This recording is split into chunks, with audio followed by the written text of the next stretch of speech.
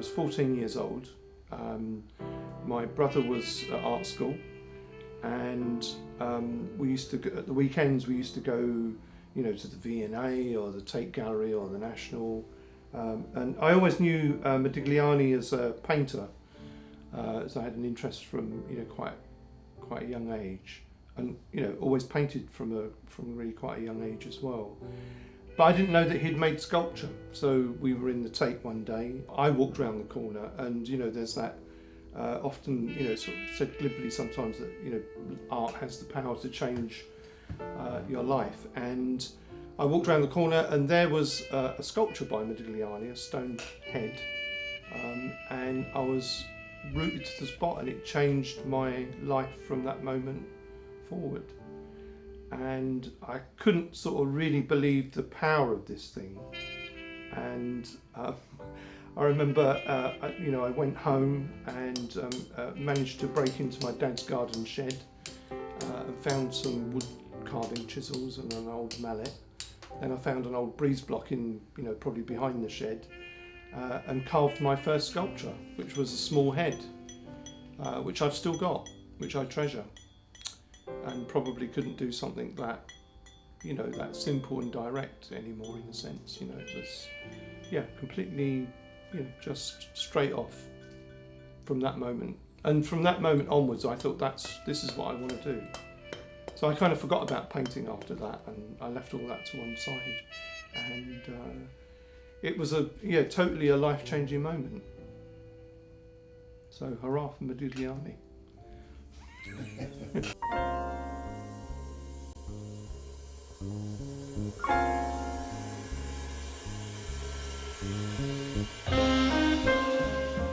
I came from a very poor working class family, the youngest of 6, Irish Catholics, living on a sprawling council estate in the suburbs of London. And the idea, I mean, although my brother went to art school, the idea of going to art school, you know, you were really factory fodder. This is the 1970s, the very early 70s. And, you know, working class people from a sprawling council estate were factory fodder. So I had no idea of that. So and I'm very proud of this, that I, you know, am self-taught, or an autodidact, as I think they like to call it these days. And, you know, I think that helped me in many ways, because it freed me up from so much of the amount of people that I know that, you know, have, you know, been to, you know, the really famous, well-known art schools, the Slade, etc. And they kind of, they get stuck, I think, often. And they are dominated by their lecturers, I think, often too. This is my point of view. Whereas I had none of that. I just went in, and it was, everything was an experiment.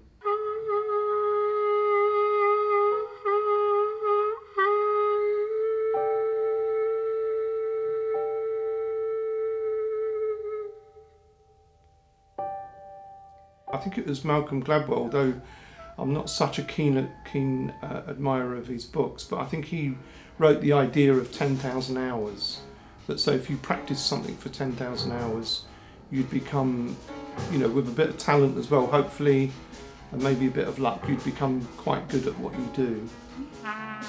And that's what I did, you know, I just practiced and practiced. I've always been a bit of a workaholic.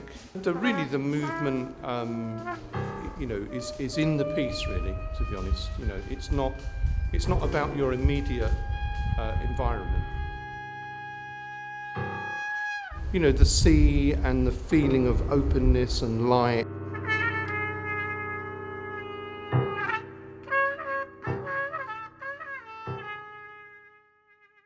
I started with using a piece of, you know, found breeze block, which I then, you know, I carried on using that because it was a very easy material to come across. And eventually I started using some very soft stones from a quarry in Bedfordshire that I used to go and buy.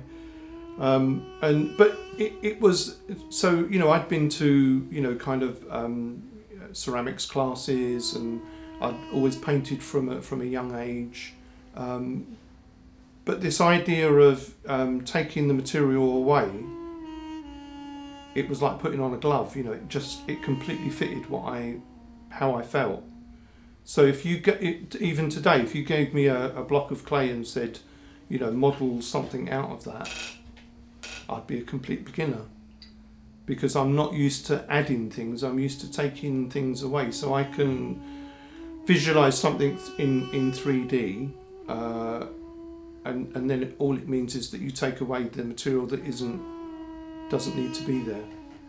Sounds peculiar, but it you know, I kind of know what I'm doing before I'm even particularly aware of it, if you like. I may be more inspired by you know, the guy that fixes my car than necessarily by meeting another artist. You know, you kind of think, you know, oh, I've got a friend who's a musician, I must introduce him to this other friend who's a musician, and they have absolutely nothing to say to each other. I don't know what that's about really, but it does happen, I think. Hey, look, tune.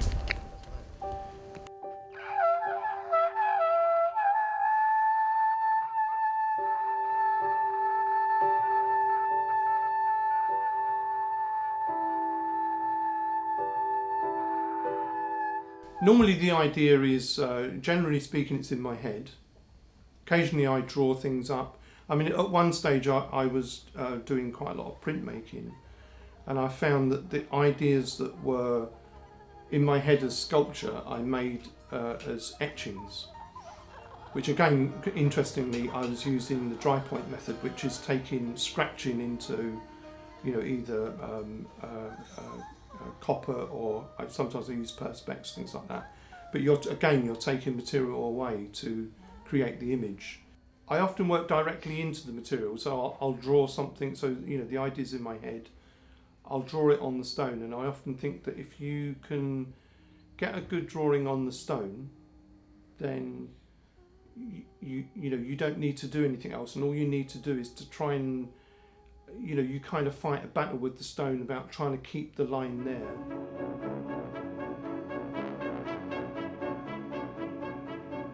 So the line is the kind of important thing, and if you've got a good drawing on a piece of stone and it's a lovely line, and you can keep it going and keep it flowing, then it'll end up being a good piece of work. I found that when I was making etchings of ideas I had for sculpture, they then became etchings in my head, and I couldn't make them as pieces of sculpture anymore. So they became 2D pieces of work rather than 3D, and that's why I gave up etching really, because I didn't really like all that ink and things and stuff attached to it. But it's quite a messy process. But yeah, I didn't like the idea that these pieces that I wanted to realise as 3D sculptures were becoming somehow trapped on a piece of paper. It was, you know, quite a strange experience really in many ways, yeah.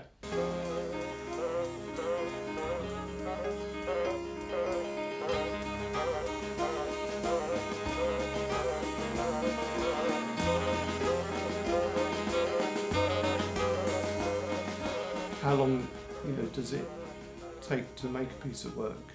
And it's an impossible question to ask, because some pieces that are quite big happen very quickly. Some things that I think I'm never going to finish the next day, and you know, I always feel like I'm one step behind. So they finish they finish before I've even kind of realised they have. It takes me a little while to catch up, because you're in that kind of I don't know what the mode is really, you know, call it the zone or whatever, I'm not quite sure what that is, but you get into this sort of process of working, and you might be thinking, oh, I'm never going to finish this, and it all seems, you know, kind of a bit tedious and frustrating and all that kind of stuff. And then you'll be working on it the next day, you know, there are probably some pieces in here like that, and it suddenly, you look at it and you go, oh, okay, it's finished.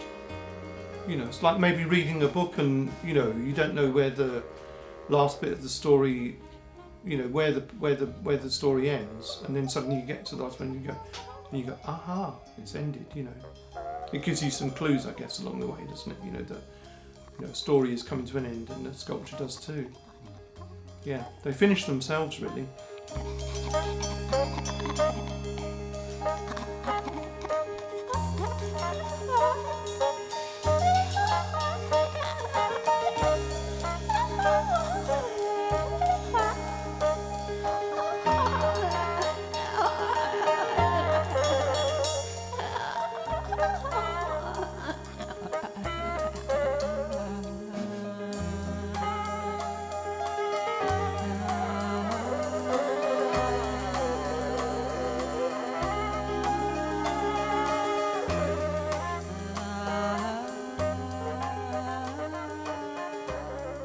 I never analyse what I do. They happen almost on their own, and I sometimes feel like a tool that's helping them to come into life, and so I deliberately don't look into that, because you don't want to spoil the kind of magic, if it is magic, that's happening. So I think if you questioned it too much, you may, if you overanalyzed it, it might all become a kind of academic exercise rather than something that kind of has its own force and power.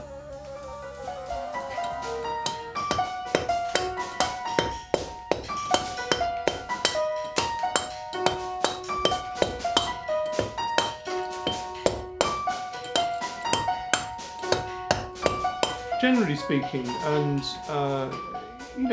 different things, again, without analysing it, which I wouldn't want to do, different things happen at different times, like things, some things get made quite quickly, some things I could be working on for a couple of years on and off, over a period of time. It works for me. It's not looking too deeply into where something's coming from. I mean, often I don't know what they're about until quite a long time afterwards. I kind of play catch up, and I think, oh God, that's where that idea came from.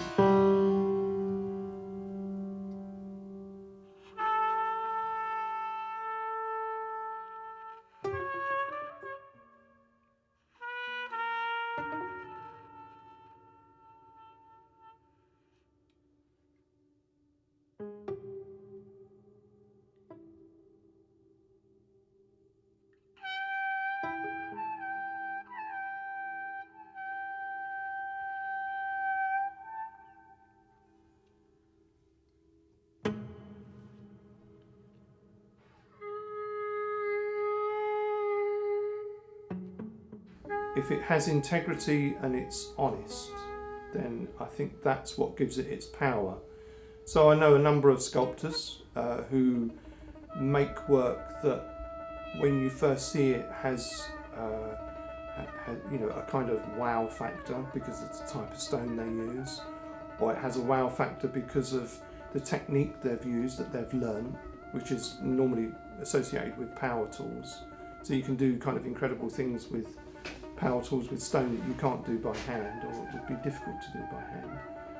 But none of that interests me. What interests me is a very close connection with your material, and a direct emotional response to what's happening in your life, or how you feel about the world that you live in, and it comes out in some form, and whether that communicates itself to other people.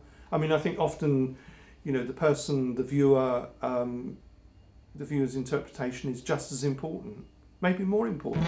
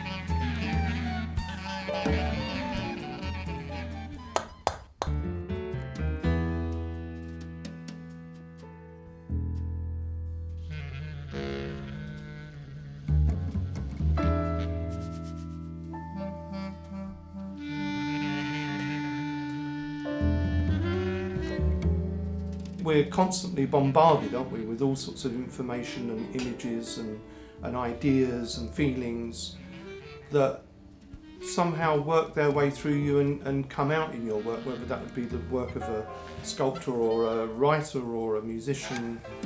You know, I think that happens all the time. But I might be just as influenced by paintings or, you know, again, you probably want some sort of analysis, but I sort of steer away from analysing any of those things.